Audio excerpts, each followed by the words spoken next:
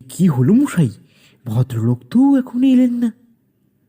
ফেলুদাকে প্রশ্ন করলেন রহস্য রোমাঞ্চ ঔপন্যাসিক লালমোহন গাঙ্গুলি।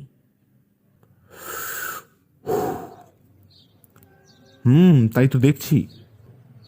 সিগারেটের ধোঁয়া ছেড়ে বলল ফেলুদা। গতকাল রাতে অনিশ হালদার নামের এক ব্যক্তি ফেলুদাকে ফোন করে আজকে সকাল 10টার অ্যাপয়েন্টমেন্ট নেন, কিন্তু এখনও প্রায় 11টা বাজতে চলল, তার কোনো খোঁজ নেই। আর তাছাড়া উনি কি দরকারে আসছেন সেটাও বলেননি। যা বলার সামনাসামনি বলবেন বলেছেন। ফেলুদার কথা মতো আমি জটায়ুকে আগে থেকেই চলে আসতে বলেছিলাম। ভদ্রলোক আজ আরও 10 মিনিট আগে চলে এসেছেন। তিনি বলেন, মশাই, এই কেসের প্রথম থেকে না থাকলে এই পরে ব্যাপারগুলো কেমন গুলিয়ে যায়, তাই তাকে আগে থেকে না জানিয়ে উপায় নেই। আর তাছাড়া ফেলুদা আজকাল লালমোহনবাবু ছাড়া কোনো কাজ করে না। বুঝতে পারি ফেলুদার লালমোহনবাবুর ওপর একটা টান কাজ করে। লালমোহনবাবু সিঙ্গারায় কামড় দিয়ে কিছু বলতে যাবেন এমন সময় ডোরবেলটা বেজে উঠল। আমি গিয়ে দরজা খুলতে যাকে দেখলাম তাকে দেখতে আর 5টা বাঙালির থেকে বিশেষ কিছু আলাদা নয়। চুল ব্যাক ব্রাশ, চোখে কালো ফ্রেমের চশমা, পরনে সাদা জামা ও সাদা প্যান্ট। বুঝতে অসুবিধা হলো না ইনিই হলেন অনিশ হালদার। ফেলুদা তাকে নমস্কার জানিয়ে সোফায় বসতে বলল। ভদ্রলোক লালমোহনবাবুর পাশে গিয়ে বসলেন।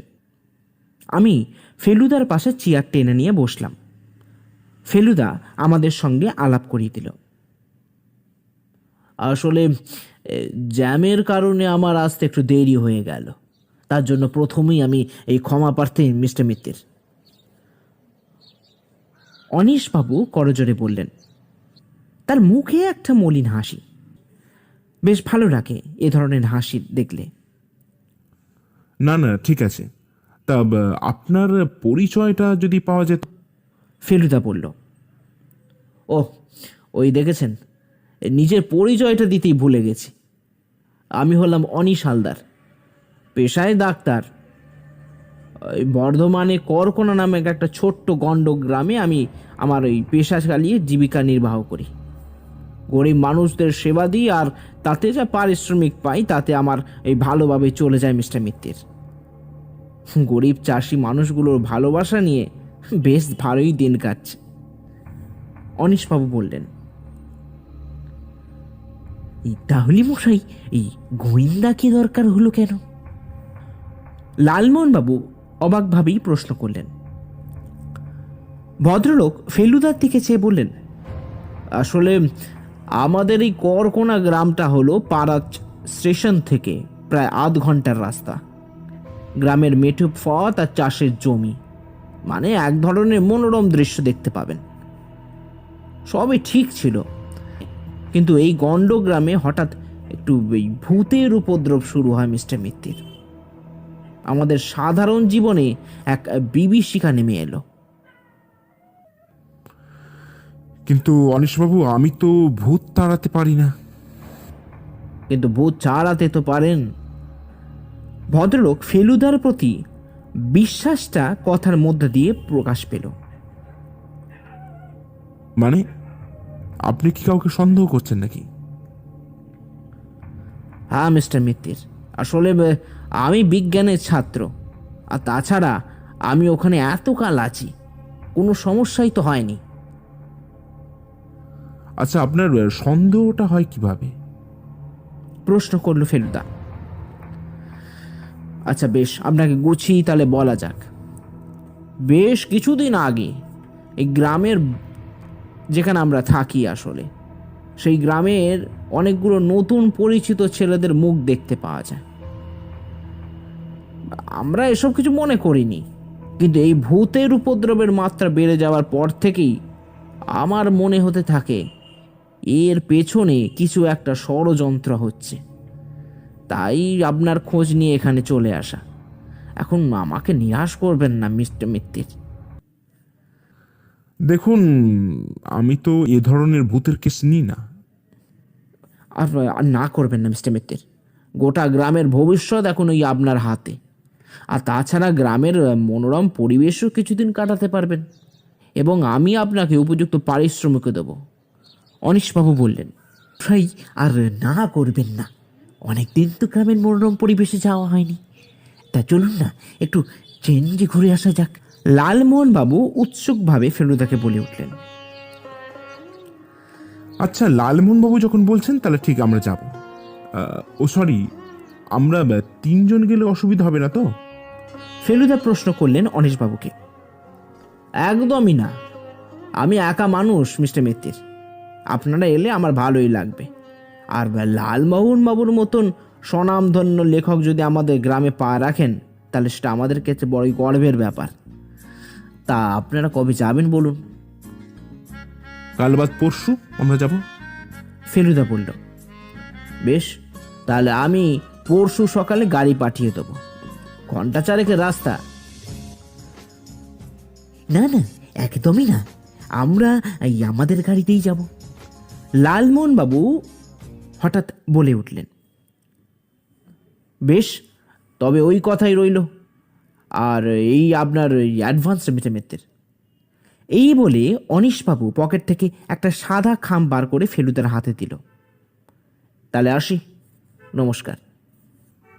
নমস্কার। ফেলুদা বলল। ভদ্রলোক চলে যেতেই লালমোহনবাবু বললেন, মানিক মশাই, এই করকোনার কেলেঙ্কারি ব্যাপারটা জমে যাবে, কি বলুন? বাবা, আপনি তো দেখছি একদম জটায়ু মার্কা নাম দিয়ে দিলেন, কিন্তু তার আগে এটা ধরুন। এই বলে ফেলুদা খাম থেকে কিছু অর্থ বার করে জটায়ুকে দিতে গেল। এই তো মশাই, আমাকে পর করে দিলেন তো, ভুলে যাচ্ছেন? আমার গাড়ি মানে আপনার গাড়ি, আর তাছাড়া আর ওখানে যাবার জন্য এই আমি তো আপনাকে জোর করি। বেশ, তাহলে পরশু সকাল 9টায় আমরা রওনা দেব। তোপসে সব গোছগাছ করে নিন। লালমোহনবাবু ঠিক 9টা বাজতে 10 মিনিট আগেই চলে এসেছেন, আর আমরা ঠিক 9টায় যাত্রা শুরু করলাম। গতকাল আর লালমোহনবাবু আমাদের বাড়িতে আসেননি, ভদ্রলোক গোছগাছে ব্যস্ত ছিলেন। আমাদের গাড়ি এসে প্রথমে থামলো হলো শক্তিগড়ে। সেখানে ল্যাংচা মোহনের ল্যাংচা খেয়ে লালমোহনবাবু একেবারে গদগদ। বললেন, বুঝলেন মশাই, ইয়ে যেমন বেনারসের পান, এই তেমনই এই শক্তিগড়ের ল্যাংচা, না খেলে এই টোটাল মিস। তবে ফেলুদা চা আর চার মিরানেই খুশি। লালমোহনবাবু আরও গোটা 10 ল্যাংচা সঙ্গে নিয়ে নিয়েছেন। আমরা যখন করকোনা গ্রামে পৌঁছালাম তখন ঘড়িতে 1:30। আমাদের দেখেই অনীশবাবু বাইরে বেরিয়ে এলেন। মাটির দোতলা বাড়ি, কাঁচামাটি রাস্তার ধারেই বাড়ি। একটা কথা মানতেই হবে, এই গ্রামের পরিবেশটা কিন্তু মনোরম এবং দারুণ। লালমোহনবাবুর গাড়ি ফেলুদা নিজেই চালিয়েছে, তাই সে গাড়ি ফাঁকা জায়গায় দাঁড় করিয়ে আমাদের কাছে এলো। নমস্কার অনীশবাবু। ফেলুদা বলে উঠল, আরে নমস্কার নমস্কার, আসুন আসুন, ভেতরে আসুন। এই বলে অনীশবাবু আমাদের বাড়ির ভেতরে নিয়ে গেলেন। বাড়িটা বাইরে থেকে যতটা সুন্দর, ভেতর থেকেও ঠিক ততটাই সুন্দর। বাড়িটার মাঝখানে উঠোন, আর তার চারপাশে ধানের মোড়াই। সত্যি বলতে কি, এত সুন্দর পরিবেশ আমাদের মতন এই শহরের লোকেদের কাছে ওই চাঁদ পাওয়ার মতন। লালমোহনবাবু বললেন। ভদ্রলোক আমাদের দোতলায় একটি ঘরে নিয়ে গেলেন। মিস্টার মিত্তির, এটা আপনাদের ঘর।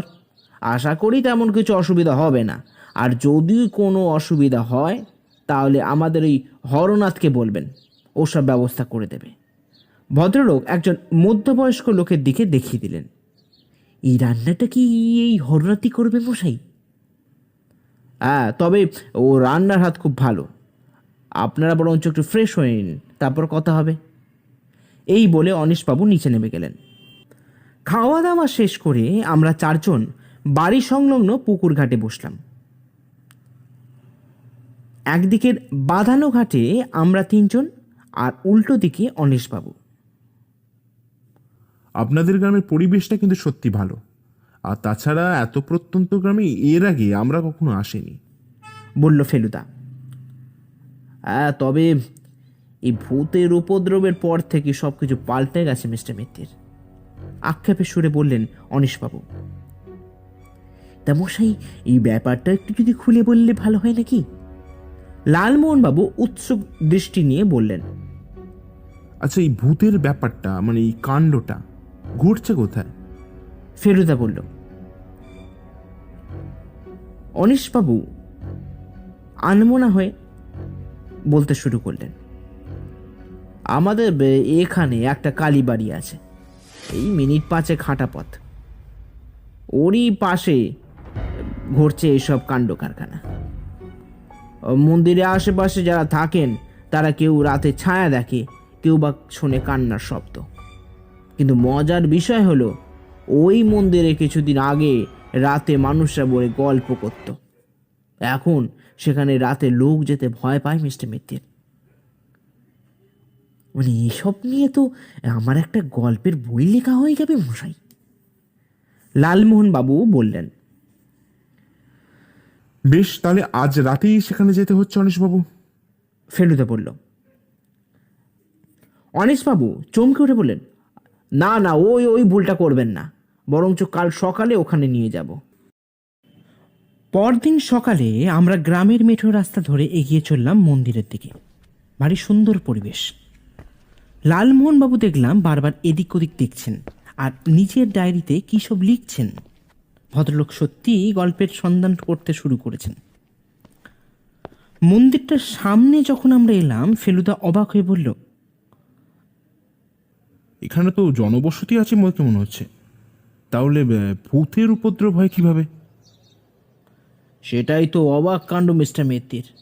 গ্রামের মানুষেরা তাই তো ভীত আর হতবাক, বললেন অনিশবাবু। মন্দিরটার আশেপাশে 10 দূর থেকেই গ্রামের মানুষের বাস। সামনের দিকটা ফাঁকা।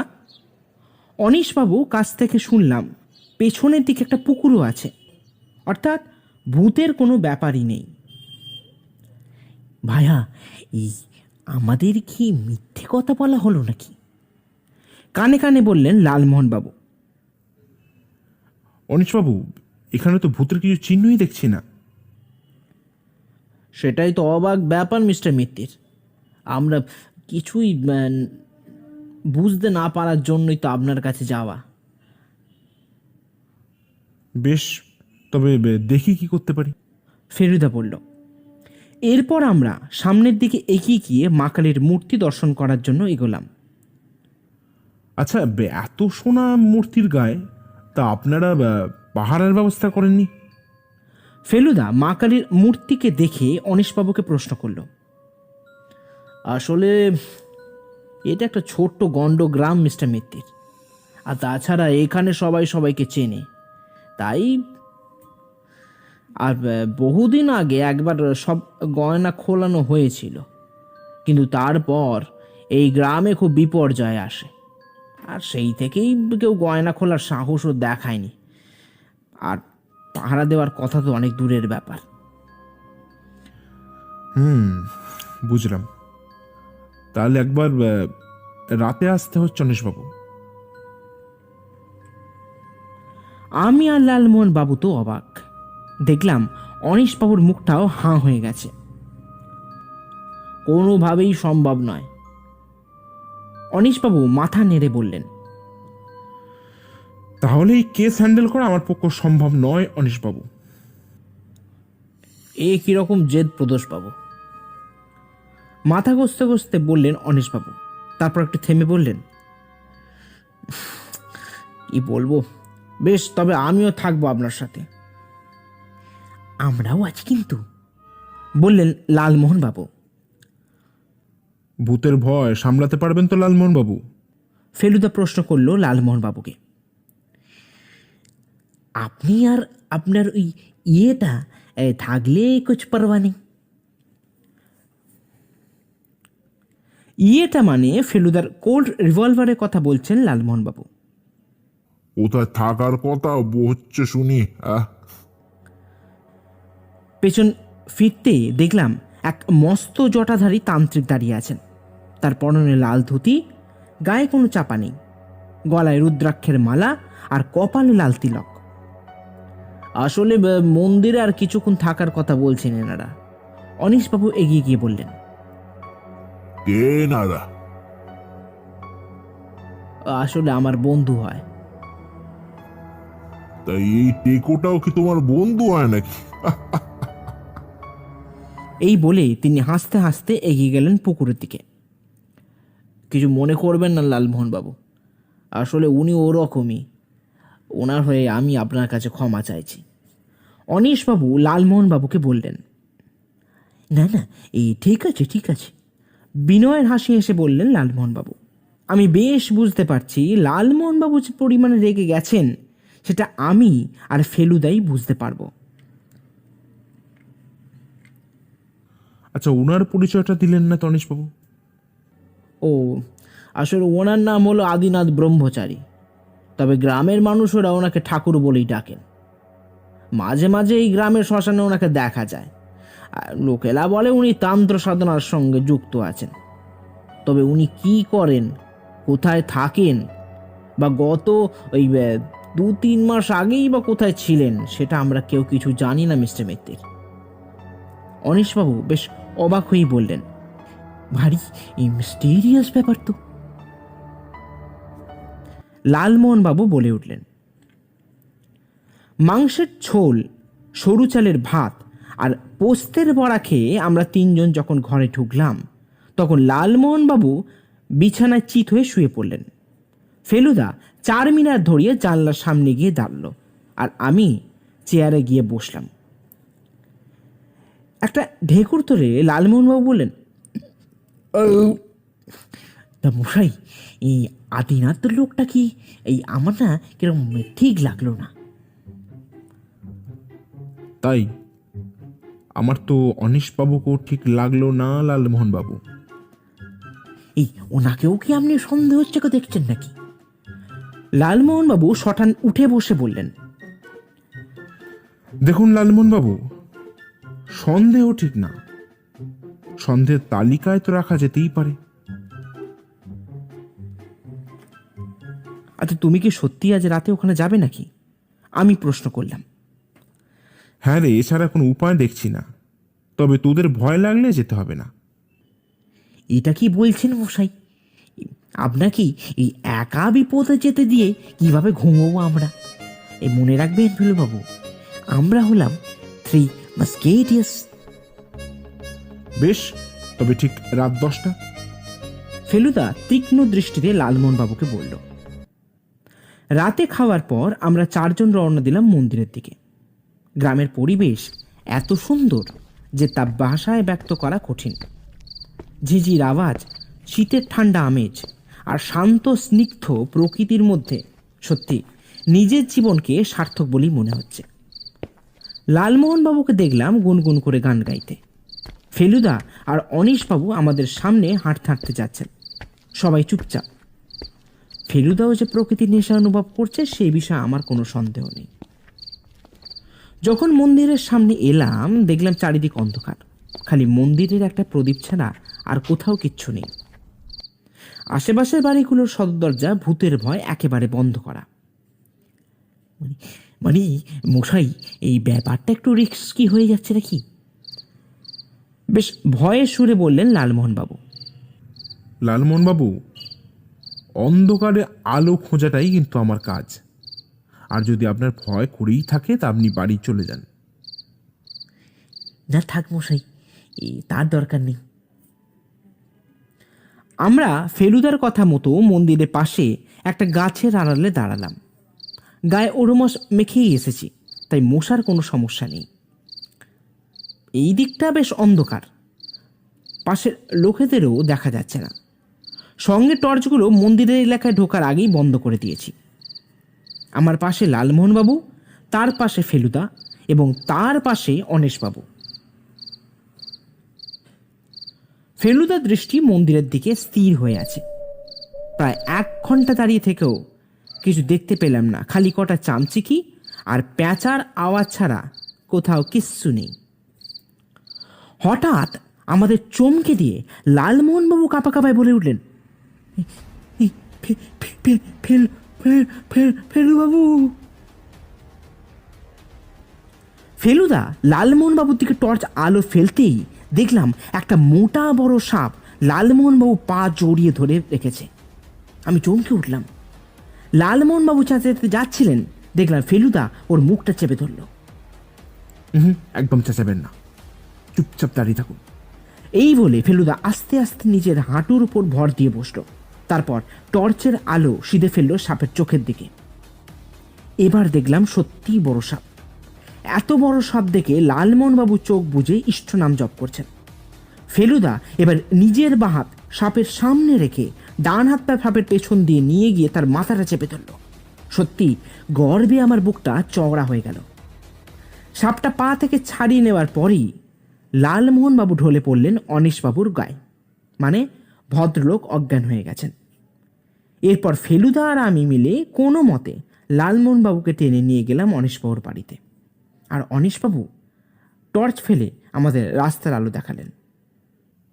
তোপসে ওঠ, ঠাকুরের গয়না চুরি হয়ে গেছে, এক্ষুনি বেরোতে হবে।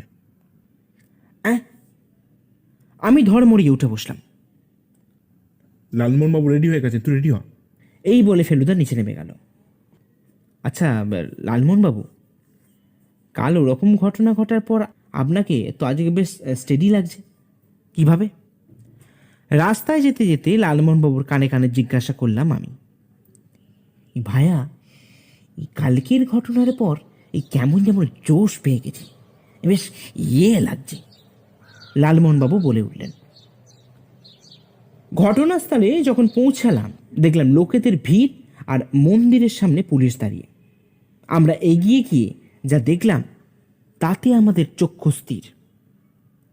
কালকের পরিচয় পাওয়া সেই আদিনাথ ব্রহ্মচারী এখন মাটিতে মৃত অবস্থায় পড়ে আছেন। এই খবরটা আমাদের কাছে কিন্তু যায়নি, আর ফেলুদাও এই বিষয়ে কিছু জানতো বলে আমার মনে হয় না। পুলিশের কাছ থেকে খবর পাওয়া গেল সাপের কামড়ে মৃত্যু হয়েছে। জটায়ুর তো মুখ একেবারে হাঁ হয়ে গেছে। তিনি যে আদিনাথের জায়গায় নিজের কথাই ভাবছেন তা বলার অপেক্ষা রাখে না। কাল ফেলুদা না থাকলে ওর অবস্থাও যে ওরকম হতো সেটা না বললেও চলে। বুঝলি তোপসে, একবার মন্দির আর পুকুর পাড়ের চারধারটা ঘুরে দেখা দরকার। ফেলুদা বলে উঠল। এই মশাই, এই ভূতের ব্যাপারে কিছু ভাবলেন? লালমোহনবাবু উৎসুকভাবে ফেলুদাকে প্রশ্ন করল। লালমোহনবাবু, এখানে কেমন যেন দুয়ে দুয়ে চাল লাগছে। এই মানে মশাই, এখানে কেউ এক মুঠো কাদা দিয়ে পুকুর ভরা জল ঘোলা করতে চাইছে, কিন্তু সে ভুলে গেছে ওইটুকু কাদায় পুকুরের কিছু এসে যায় না। এখন প্রশ্ন হলো, এটা খুন না সাপের কামড়ে মৃত্যু? সিগারেটের ধোঁয়া ছেড়ে বলল ফেলুদা। এটার মানে মশাই, এই আপনি রহস্যের গন্ধ পাচ্ছেন নাকি? লালমোহনবাবু ভ্রু কপালে তুলে বললেন। এখনো কিছু বলা যাচ্ছে না লালমোহনবাবু, কিচ্ছু বোঝা যাচ্ছে না। ছাড়ুন সব, একবার গ্রামটা ঘুরে দেখা যাক। গ্রামের বেশ কিছু প্রাচীন মন্দির, কিছু ফাঁকা ধান জমি দেখার পর আমরা গিয়ে পৌঁছালাম একটা মিষ্টির দোকানে। এই গ্রামের এটাই একমাত্র মিষ্টির দোকান। তবে মজার ব্যাপার হলো, মিষ্টির দোকানের সামনে রাস্তার ওধারে বিস্তীর্ণ চাষের জমি, যা দেখতে সত্যিই মনোরম। এই মশাই, এই এমন পরিবেশে মিষ্টি খাবো না প্রকৃতির শোভা দেখবো, ব্যাপারটা কিছু বুঝতে পারছি না। এই টোটাল কনফিউজিং। লালমোহনবাবু মাথা চুলকোতে চুলকোতে বললেন। বেশ, আপনারা এখন মিষ্টি খান, আমি একবার থানা থেকে ঘুরে আসি। এই বলে ফেলুদা লালমোহনবাবুর দিকে চেয়ে বলল, আমার মিষ্টিটা নিয়ে যেতে ভুলবেন না কিন্তু লালমোহনবাবু। এই বলে সে অনিশবাবুর কাছ থেকে থানার ঠিকানা নিয়ে চলে গেল। আমি আর লালমোহনবাবু একে অপরের দিকে তাকিয়ে দেখলাম। আমাদের দুজনের মনের অবস্থা যে একই সেটা আর বলে দিতে লাগে না। মানে ভাই এই স্বর্গসুখ ভাইয়া, স্বর্গসুখ, অমৃত। এমন মিষ্টি এই কলকাতায় পাওয়া গেলে আমার এই ব্লাড সুগারকেও ধরে রাখতে পারতো না ভাই। এই বলে লালমোহনবাবু মন্ডা নামক এক বিশেষ প্রকার ছানার মিষ্টিতে কামড় বসালেন। সত্যি মন্ডা খেতে যে খুবই ভালো সেটা মানতেই হবে। মিষ্টি খেতে খেতে লক্ষ্য করছিলাম অনীশবাবু কেমন যেন অন্যমনস্কভাবে বসে আছেন। তাই তাকে লক্ষ্য করে বললাম, কি অনীশবাবু, মিষ্টি খাবেন না? ভদ্রলোক বেশ হকচকিয়ে বলেন, হ্যাঁ, না না, আসলে এই মিষ্টি আমার ঠিক ভালো লাগে না। এই বলে চেয়ার ছেড়ে উঠে বললেন, আচ্ছা চলুন তবে যাওয়া যাক। আরে দাঁড়ান মশাই, দুটো গরম চপ খাওয়া তো এখনো বাকি রয়ে গেল। লালমোহনবাবু চেয়ার ছেড়ে হাতে মিষ্টি ধরে বলতে লাগলেন, এই বেশ, তবে আপনারা খেয়ে আসুন, আমার একটা জরুরি কাজ এসে গেছে। এই বলে ভদ্রলোক হনহনিয়ে সামনে রাস্তা ধরে চলে গেলেন। আমি আর লালমোহনবাবু একেবারে অবাক। বাড়ি যখন ফিরলাম তখন দেখলাম ফেলুদার ডায়েরিতে কী সব যেন লিখছে। আমরা ঘরে ঢুকতেই ফেলুদা প্রশ্ন করল, কিরে, কেমন ঘুরলি? আর ঘোড়া মশাই। লালমোহনবাবু আক্ষেপে সুরে বললেন, কেন, কি হলো? আরে মশাই, অনীশবাবু তো আপনার এই যাওয়ার পরেই জরুরি কি কাজ আছে বলে এই বাড়ি ফিরে আসেন, কিন্তু আমরা তো বাড়ি এসে শুনি উনি ফেরেননি। হয়তো ডাক্তার মানুষ, হয়তো কিছু কাজ রয়ে গেছে। তাই লালমোহন বাবু, আমার মিষ্টিটা কই? সারাদিন তো কিছু খাওয়া হলো না, দিন দেখি। মাই অনার স্যার। এই বলে ভদ্রলোক ফেলুদাকে মিষ্টি বার করে দিলেন। অসাধারণ, অসাধারণ। ফেলুদা এক কামড় দিয়েই বলল, তোমার অসাধারণ লাগছে, আর এদিকে অনীশবাবুর পছন্দই হয়নি। আমি ফেলুদাকে বললাম, আচ্ছা, সে তো হতেই পারে, তাছাড়া উনি হলেন ডাক্তারবাবু, তাই হয়তো উনি শরীর সচেতন। হ্যাঁ মশাই, মানে আমার মনে হয় আপনি ঠিক কথাই বলেছেন। লালমোহনবাবু ফেলুদাকে সমর্থন করে বললেন। এরপর আর কোনো কথা হয়নি। ঠিক রাত 9টায় ডিনার শেষ করে আমরা তিনজন উঠোনে খাটিয়ায় গিয়ে বসলাম, আর অনীশবাবু বেতের মোড়ায় বসলেন। মানে ভায়া তপিস, ওটা কি লক্ষ্য করেছো? লালমোহনবাবু আকাশের দিকে আঙুল দেখিয়ে বললেন, সত্যি এত সুন্দর পরিষ্কার রাতের আকাশ কলকাতা শহরে দেখাই যায় না। প্রকৃতির এত সুন্দর রূপের বর্ণনা দেওয়া ভাষা আমার নেই। বাঁশ গাছের ফাঁক দিয়ে পূর্ণিমা চাঁদের আলো আর তারার দল আমাদের মনকে মুগ্ধ করে দিল। তবে ফেলুদার একটা কথায় আমার আর লালমোহনবাবুর চোখ আকাশ থেকে ওর দিকে নেমে এলো। শুধু তাই নয়, মনে হলো যেন পায়ের তলার মাটিটা একেবারে কেঁপে উঠল। আশা করি অনীশবাবুর অবস্থা ওরকমই হয়েছিল। কালী মূর্তির গয়নাগুলো আমার কাছেই আছে, বুঝলি? কি বলছেন মশাই? অনীশবাবু চেয়ার ছেড়ে উঠে বললেন, মশাই, এটা আপনার থেকে আশা করিনি। লালমোহনবাবুও বলে উঠলেন। আমার মুখ দিয়ে কোনো কথাই বেরোলো না। তবে আমি এটা জানি ফেলুদা কোনো অন্যায় কাজ করতে পারে না। তাই আমি বললাম, কিন্তু কেন ফেলুদা? আসলে আমি ভেবেছিলাম গয়নাগুলো ওভাবে রাখা ঠিক হচ্ছে না। তবে সেদিন রাতে লালমোহনবাবুকে বাড়ি আমি পৌঁছে দিয়ে মাঝরাতে আবার সেখানে যাই, আর বাকি সব ঘটনা সব জানিস। এই বলে অনীশবাবুর দিকে ফিরে বলল, কিন্তু অনীশবাবু, কোনো ভূতের পাল্লায় কিন্তু ফেলু মিত্তির পড়েনি। পড়েননি? সে কি করে সম্ভব? তা মশাই, এই গয়নাগুলো কোথায় রেখেছেন? লালমোহনবাবু উৎসুক নজরে বলে উঠল, লালমোহনবাবু একটা ভালো প্রশ্ন করেছেন। এই গ্রামেই রেখেছি। এই গ্রামের ঈশান কোণে একটা শ্মশান আছে। সেই শ্মশানের ঈশান কোণে মাটির তলায় পুঁতে রাখা আছে। এটা কিন্তু আপনি একদম ভালো কাজ করেননি মিস্টার মিত্তির। গ্রামের মানুষরা জানতে পারলে আপনার প্রাণ সংশয় পর্যন্ত হতে পারে। অনীশবাবু বেশ বিরক্তি সুরে বলে উঠলেন, জানি জানি অনীশবাবু, তবে এটা ছাড়া গয়না বাঁচাবার কোনো উপায় আমার জানা ছিল না। কথা শেষ হতে আমরা তিনজন উপরে উঠে এলাম। মশাই, এই কাজটা কিন্তু আপনি মোটেই ভালো করেননি। লালমোহনবাবু বেশ আস্তে আস্তেই বলল ফেলুদাকে। জানি লালমোহন বাবু, কিন্তু কোনো উপায় ছিল না। তাহলে এরপর কি ভাবছেন মশাই? প্রশ্ন করলেন রহস্য রোমাঞ্চ ঔপন্যাসিক লালমোহন গাঙ্গুলি। এরপর একটা লম্বা ঘুম, তারপর দেখা যাবে। এই বলে ফেলুদা বিছানায় শুয়ে পাশ ফেলল। অগত্যা আমরাও শুয়ে পড়লাম। তোপসে, এই তোপসে, ওঠ।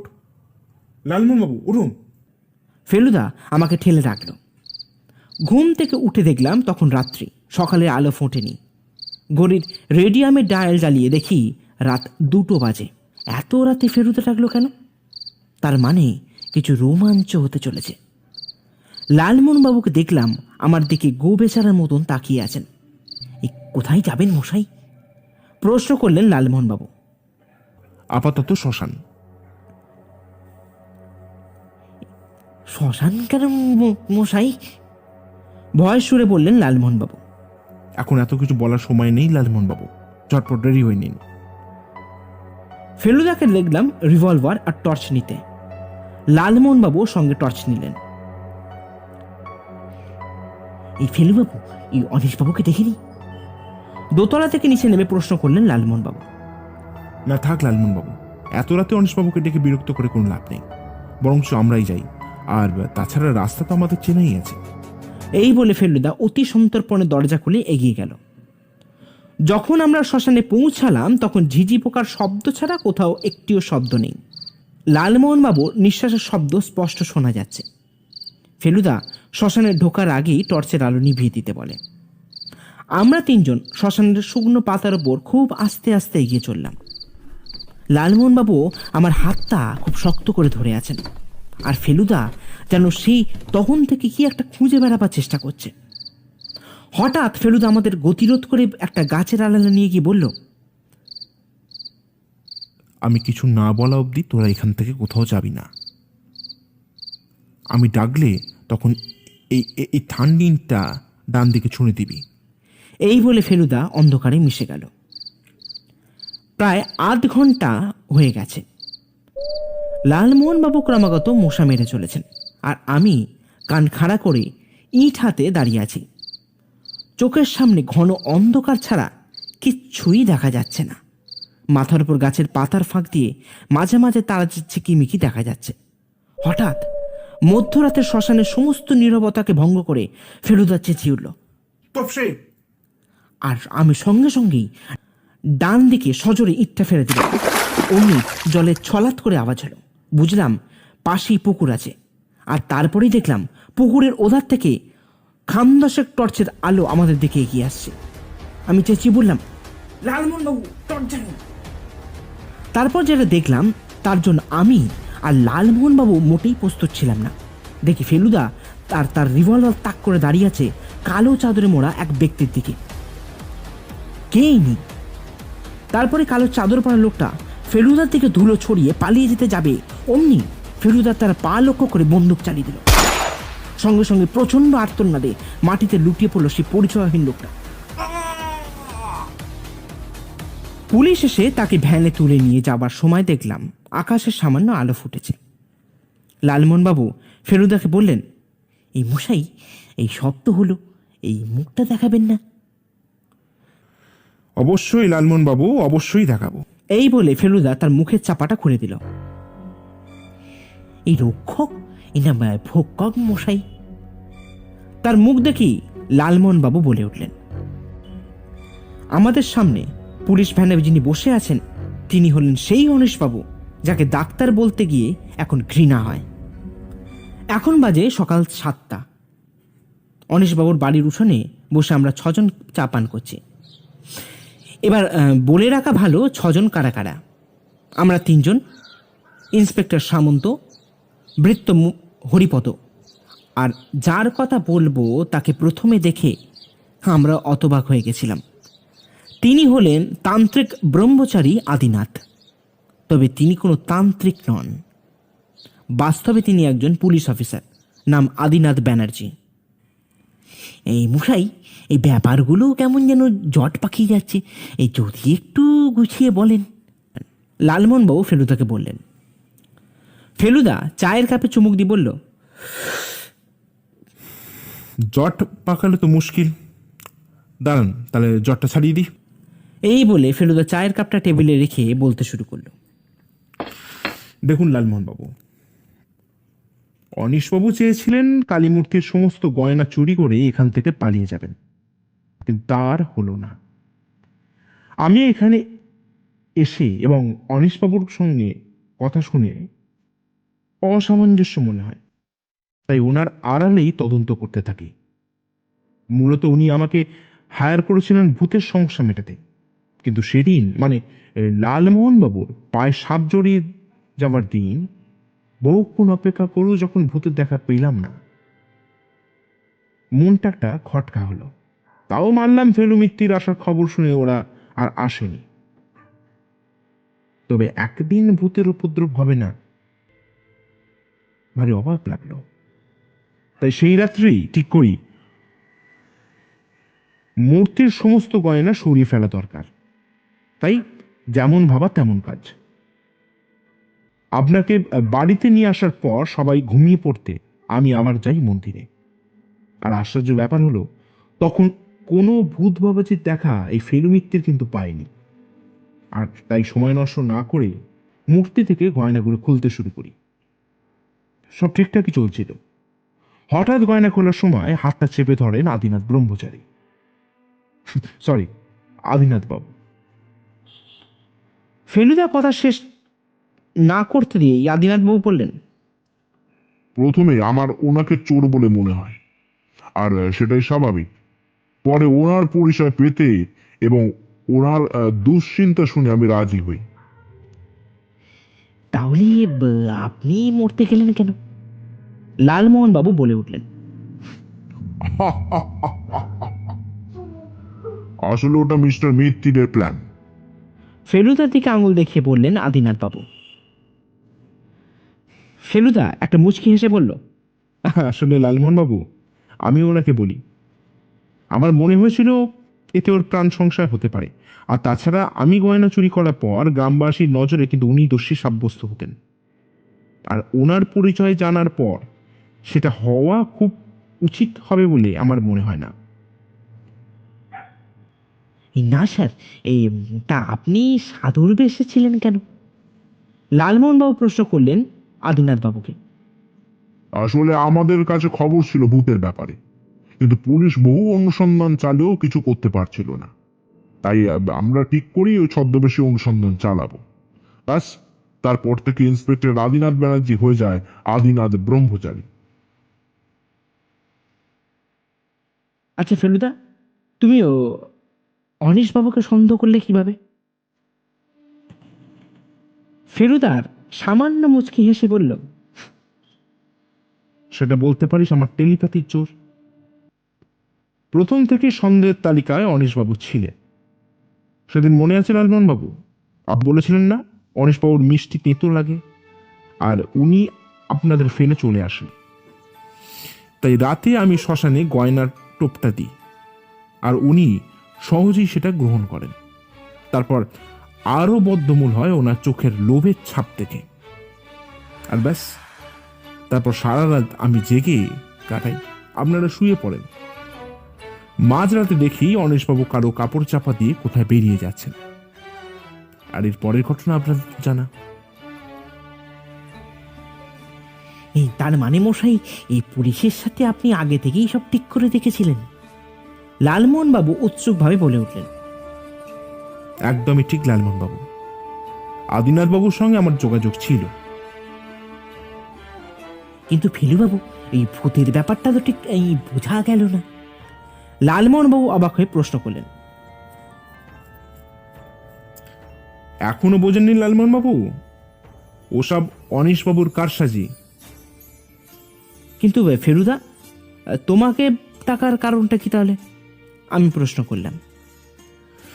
গোর্তপসে আসলে অনিশবাবু চেয়েছিলেন আমার নজরটা আদিনাথের ওপর ফেলে দিতে, কিন্তু উনি ভুলে গিয়েছিলেন যে কয়লার মধ্যে থেকে হিরে বার করাটাই হচ্ছে ফেলু মিত্তিরির কাজ।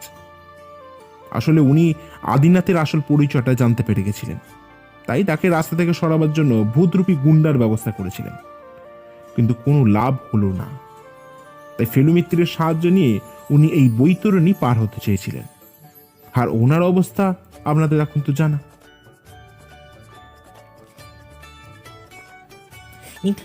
কিন্তু মশাই, ওই আমাকে টেকো বলাটা কি আপনার উচিত হয়েছে? লালমোহন বাবু প্রশ্ন করলেন আদিনাথ বাবুকে। আসলে ওটা একটু চরিত্রটা জমাবার জন্যই বলা, কিছু মনে করবেন না যে। আরে এই না না, তবে একটা কথা তো বলতেই হচ্ছে মশাই। তারপর লালমোহনবাবু শটান চেয়ার ছেড়ে দাঁড়িয়ে স্যালুট করে বলে উঠলেন, জয় এবিসিডির জয়, জয় ফেলু মিত্তিরের জয়।